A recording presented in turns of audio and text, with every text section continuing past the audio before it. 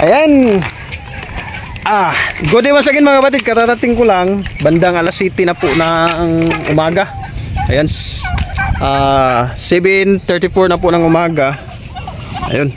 Katatating ko lang kasi hatid po ako kanina ni Mrs. doon sa pinagtatabuhan niya. At the same time, nag-deliver po ako ng isang pabo.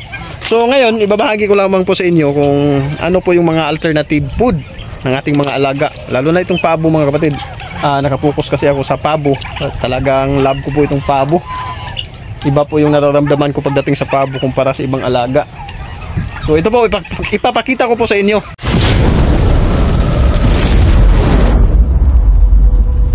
Kita nyo naman, ayan nga, sinasabi ko 7:35 ng umaga ngayon. Kung nakikita nyo, marami po akong dala sa aking motor. Itong motor ko talaga mga kapatid ay gamit po talaga ito sa aking pagpapabo. Nagdi-deliver, kinakargahan ko ng mga kahit ano. Kagaya niyan, sapal ng taho, lantang saging, ito steam ng Chinese kangkong, tapos mga pitsay. Ito rin, mga pitsay po ito. Klase-klase po itong mga reject na gulay. Tapos ayan, sapal ng niyog. Ayan po yung mostly na hinahalo ko po sa pagkain ng aking mga alagang pabo. Andun, may sako pa naman doon. Lanta po yun na saging. Tapos mga balat ng prutas. Hingi ko yan sa mga fruit mix. Ito po yung madalas na ginagamit ko. Ayan, hindi ko pa nga napatay yung mga LED light. Kasi kararating ko nga pa lang dito sa aking pabuhan. Ayan po sila. So mamaya ipapakita ko po yung mga mixing na ginagawa namin dito sa aking pagpapabo. So sa ngayon naman, nakagandahan, hindi na po ako lahat ang gumagawa dito sa aking pagpapabo. So kailangan na nating mag-step forward. Kasi hindi lamang po talaga sa pag-aalaga ang kailangan nating i-master. Kailangan na naman nating i-master yung sealing. At the same time, baka loobin ng Diyos makapag-supply na po tayo ng mga dress turkey na po. Pero sa ngayon ongoing pa po. Madalas na binibinta ko ay yun po mga live na turkey. Pero loobin ng Diyos baka maaari na tayong magbinta ng mga dress turkey at saka mga litsong pabo. So sa ngayon papasok muna tayo dito sa aking munting pabuhan. Ang tagapakain ko kasi dito ay si mama at saka si papa na po. Si papa yung tagagiling, tapos si mama yung nagpapakain para makapokus tayo sa pagbibinta. Kasi lalo na December ngayon, ito nakalabas pa po itong Jersey papa. So papakawalan ko itong ibang pabo para makapangain sila ng damo dito sa labas. Bubuksan natin yung kanilang pinto at saka papatayin ko yung ilaw. Ayan, nakasirado. So labas, labas. Ayun sila. Ayan, lalabas na yan para mangain ng damo. Kaya lang alis ko muna itong sapal pala ng niyog. Kasi ang mangyari dito, kanila itong bubutasan. Sapal ng niyog at saka sapal ng taho. Ito, panghalo nila. Hindi na tayo gagamit ng feeds panghalo sa pagkain nila. Buksan natin itong ating counting git. Git. Hoy! Oh, sabi na! Kana, paaka ng uti na ng mga bata pa bo. Kanang nagdong, paaka na. So, may mga bata mga kapatid, naghahanap sila ng mga gagamba. Gagambuy. Uso ngayon yung dito. Ito po yung gilingan namin ng mga preparation sa para pagkain sa aking mga pabo. Ayan. Ito po yung halimbawa ng mga lantang prutas. Ayan. 2 araw na kasi. Baka hindi na ito maaaring gamitin. Ito naman akong dala doon. Ayun, saging. Ito. Kumakain na ng damo ang aking mga butsukoy. Ayan. Yung mga dati na talagang pabo dito sa aking pabuhan, sila yung mostly na lumalabas. May iba kasi dito na bago lang. Kaya yun po yung hindi masyadong lumalabas.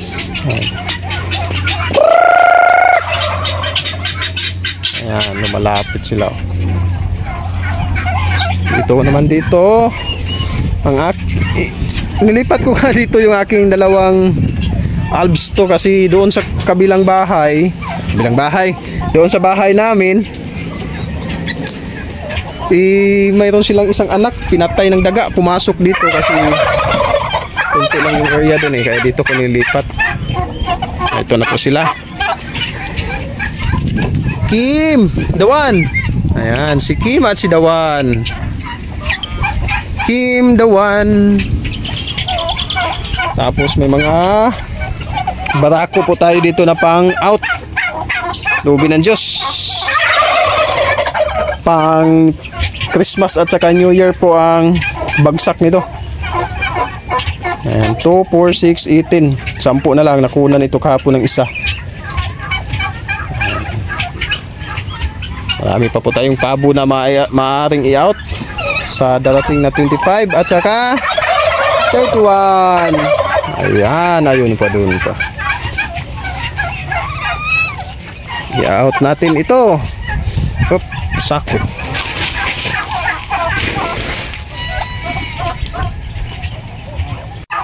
Ito po yung mga kinumpra natin, yung 44 piraso. Ilang piraso pa lang po yung nakuha dito. Pero marami na pong nag-i-inquire at magpapa-reserve ng pabo sa darating na Pasko. At sa mga kakilala natin dyan, maaari po tayong tumanggap ng reservation.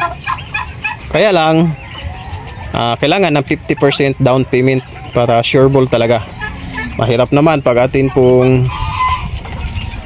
i-reserve tapos hindi tutuloy. Ayan, marami. Ito naman po yung aking banghouse o guardhouse. Dito pa ako natutulog kapag nagbabantay po ako sa aking mga alagang pabo. At ito po yung pinusting ko kahapon, 30 pieces na itlog ng pabo. Kinuha na po yung posible na walang similya. At ito goods po itong 30 piraso. At may nakapag-reserve na po nito. Kaya lang kailangan niya ng 2 tray. So maghihintay tayo. Pero mamaya makukunan niya ng 5. Mamaya may itlog naman. Ipapakita ko sa inyo mamaya yung ating buyer ng 5 piraso. Ayan, kahit walang buntot, talagang hit na talaga. Pusa ng dumadapa. Sinyalis po niya na marami pang itlog sa mga inahing ito kasi nakadapa. Pag nilapitan natin ay kusang dumadapa. So let's go. So ito na po yung ginagawa namin dito tuwing nagpe-prepare kami ng pagkain ng aking mga alagang pabo. Pagaya nito, minsan kasi sumusubra talaga ang mga balat ng prutas na aking nakukulikta. So umaabot sa punto na hindi na pwedeng magamit at itatapo na lang. Kagandahan nito sana kung mayroon pang pwedeng pagbigyan ito kagaya ng kambing. Kaya lang wala po akong kambing sa ngayon. Kaya ayan, itatapo na lang yan para maging pataba sa mga halaman na nasa loob ng range. So ito, lantang saging, pitsay. Sa ilalim yan may puno pa yan ng kangkong. Uy, mo dito nanood, dito abli.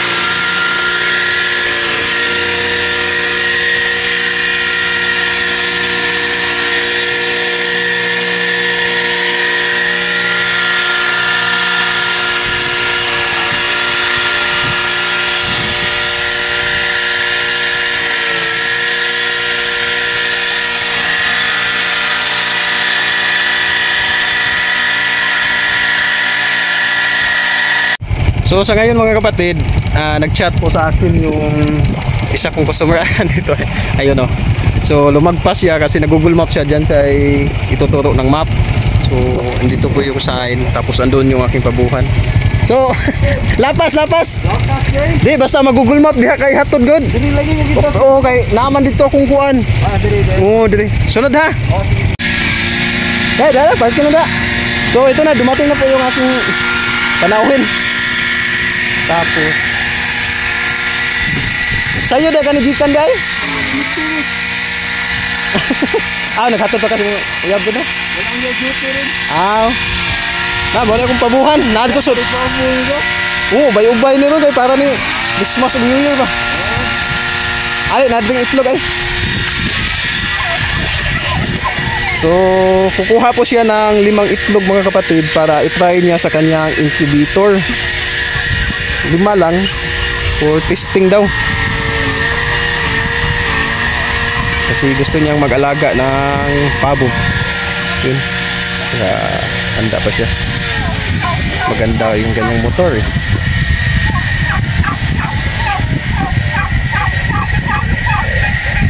Pero na kay pabo dito sa kuan. Asa to? Sa south, north? Sa north? Tingnan na kuan mo sa incubator ng ibuhat mo. Sige. Silving permiro pa ni mo ning load karon. Permiro. Kay manok na ang testingan una pero namas tuburan gud. Pila na po ning manok dito, nay duha diri. Ha? Nay manok duha. Pila gisiting ni mo to? 37.2, 37.8. Ay kuan. Unsay kuan nakatsoy naglunod sa kuan pabo. Sige. Unsay kuan nimo boss diskarte. Ikuan boss ilisito imuhang ayaw 32. Palit 37.2 dili 37.2. 37.2 ayaw. 37.4 to 37.9. 0.9. Dayon, mupalit ka og home temperature katong kahoy ba? Oo. Naman na sa mga pharmacy. Oo. Dapat mo igo siya sa 100 100 Fahrenheit. Fahrenheit.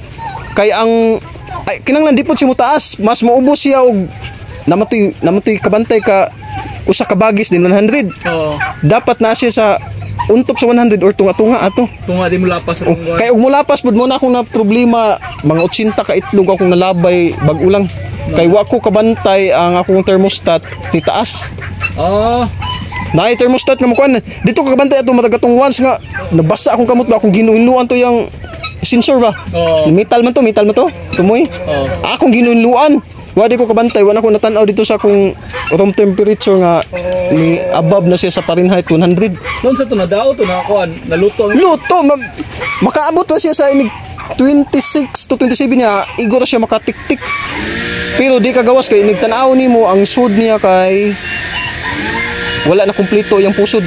Ay, ugga dito kay. Di so luto dito siya kung sa panaahat siya ba? Naahat siya tuktok matag wala pa gito siya kaabot og 26, tapos sa 25, 24. Pila ka adlaw yung si kuan boss? 21 gyapon. Dili 26 to 28 depende sa setup. Sa 28. Depende sa setup sa incubator. Moto og mutag-as imuhang temperature nga gamit, mutong mubo.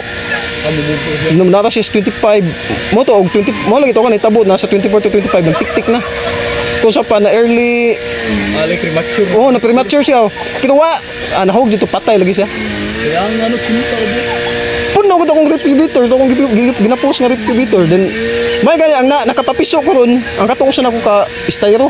Naka-load mo ko sa isa Kasi styro manual ba do? Manual ako Mas maayo yung manual kay maana mo gud nimo. Pila ka bus, pila ka tuyukan sa kadlaw nimo kuan. Katulo mata ko kasi gana alas 4. Humanting paniud to. Humanting dahil to mga alas 8, alas 9. Dili de fix ang oras Depende. Pero mas mayo mo na ako pero mahimo ka upat pwede good mas mayo good.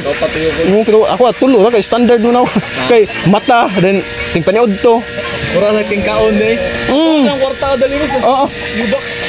Sige. Ito na mga kapatid, paalis na po yung panauhin. Kato lang ko advice mo sa incubator. Sige. Amping ha? Salamat kayo. Sige.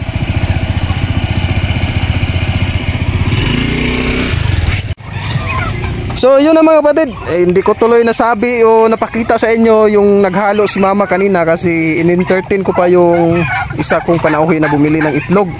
So ito na po yung pinanghalo ni mama kanina. Ito po yung pinagsama-sama na sapal ng niyog, sapal ng taho, tapos mga reject na gulay.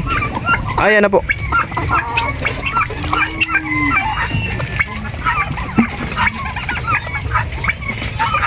Talagang abunda po sila ngayon sa pagkain dito mga kapatid kasi kung nakikita nyo, papakita ko lang sa inyo. Ngayon ko lamang po ito ipapakita sa inyo mga kapatid. Kung nakikita nyo, ayan, graba po ito. Galing po yan sa dagat. Ayan, bala sa Bisaya or graba kung sa sapa. Maliliit na bato. Sa nakasubaybay ngayon, maswerte po sila dahil malalaman nyo po, isa po itong paraan mga kapatid sa pag-aalaga nyo ng pabo.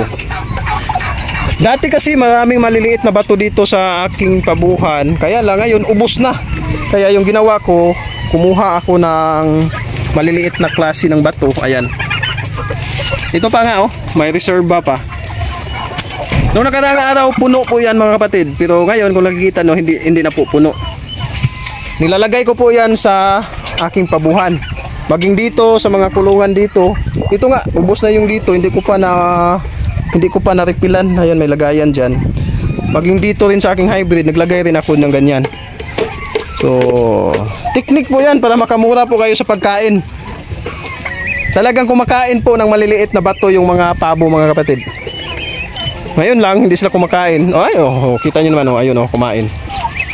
Sinyalis po yan. Isa pang paraan para mas makasave rin kayo, makamura rin kayo sa pagkain ng ating mga alagang pabo. Kung nakikita nyo ito mga kapatid, ito, pino na sansan po ito. Yung makukuha natin sa lumber. Ayan o. Dito kasi yan sa itaas ko nilagay. Dito. Kaya lang, perwisyo sa akin pag dyan ako na mamahinga. Ito yung nagbabantay ako sa mga alagang pabo. Kaya binaba ko kasi bumili na ako ng yero. Ayan, bumili na ako ng yero para hindi po ako mabasa pag natutulog ako dito. Kita nyo naman, oh. Double purpose po yan.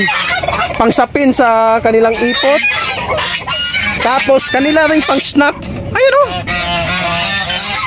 Ayan, kita nyo, reality. Kinakain po talaga nila mga kapatid. Sa mga subscriber ko po at palagi pong nakapalo sa aking mga video, kayo na pong bahala, anong masasabi nyo? Di ba? Oh, kumakain pa sila. Pinong sansan. Ano, iwan ko lang kung ano sa Tagalog yung sansan mga kapatid. Kasi tawag dito sa mga Bisaya ay bagaso. Ito sa mga bansuhan ba? Yung sa mga gumagabas ng kahoy, yung nagkakating ng mga kahoy. Ito, pino po ito. Pino po ito na klase.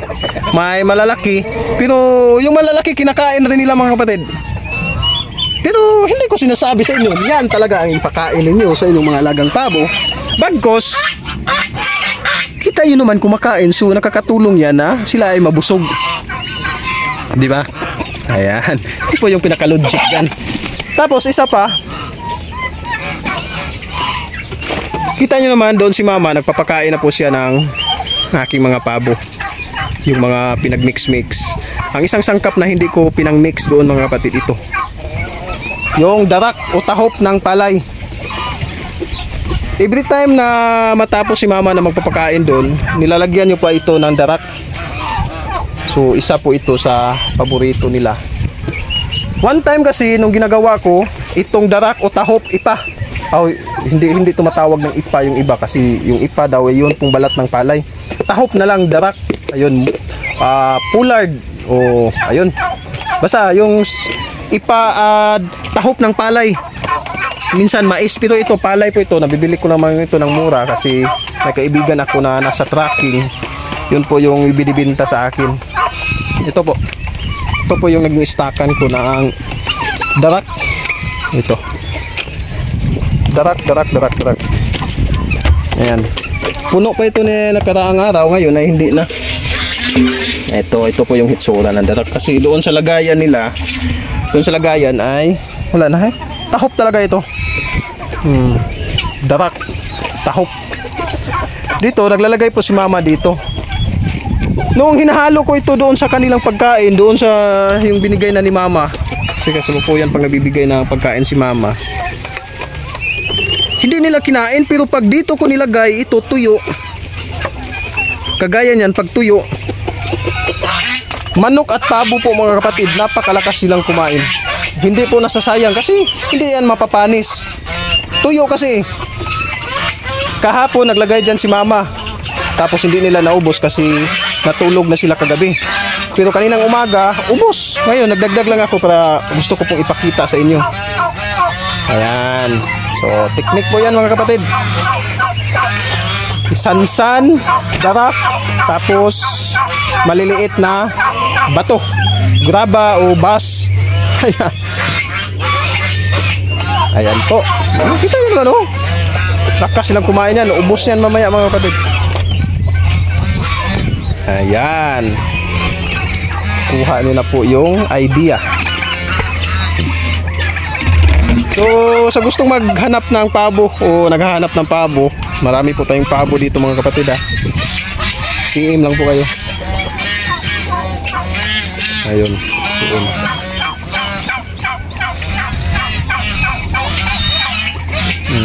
Ayun, oh, kumakain talaga sila ng maliliit na bato. Puno yan nung nakarang araw, pero ngayon kalahati na lang. Ay, may stock pa naman tayo. Ito, may stock pa tayo. Pag naubos yan, may pangdagdag tayo. Itong paborito nila, itong mga ito, lalo na pag natuyo ito. Yung tuyo na tuyo talaga. Kasi madalas pag nagkakatay ako ng pabo, napakaraming bato. Yung kinakatay ko po yung pabo, napakaraming bato po sa loob ng kanilang butsi. Ayan. Wala po yung halong feeds. Kaya lang, December ngayon, nagbibigay ako ng kaunting feeds para pampabigat sa kanila. Ito po, mayroon po akong feeds dito na binibigay sa kanila pang snack. Ayan, oh. Ito. Pero pag yung normal na mga buwan lang, hindi po ako nagbibigay ng feeds sa aking mga malalaking pabo. Kumbaga, yung mixing na pagkain lamang po yung aking binibigay sa kanila. Pero ngayon, dahil ginawa na rin nating business itong pag-aalaga ng pabo, diskarte ko po yun na hinahaluan ko ng kaunting feeds, pampabigat. Ayan. Yan na po muna mga kapatid. Mahaba-haba na siguro ng kunti itong vlog na ito. Alam ko po, napakasimple at ayun, parang walang kwintang vlog siguro ito. Pero po sa mga nag-aalaga ng pabo, alam ko po marami po kayong natutunan. Simple po yun mga kapatid, pero alam ko po gamit talaga yun. Kasi personal na experience ko po yun. At kusa ko pong nalalaman during sa pag-aalaga ako ng pabo. So hanggang dito na lang. Sana po nakatulong ito at nakabigay ito ng kaunting informasyon sa inyo. Lalo na po sa mga nag-aalaga ng pabo.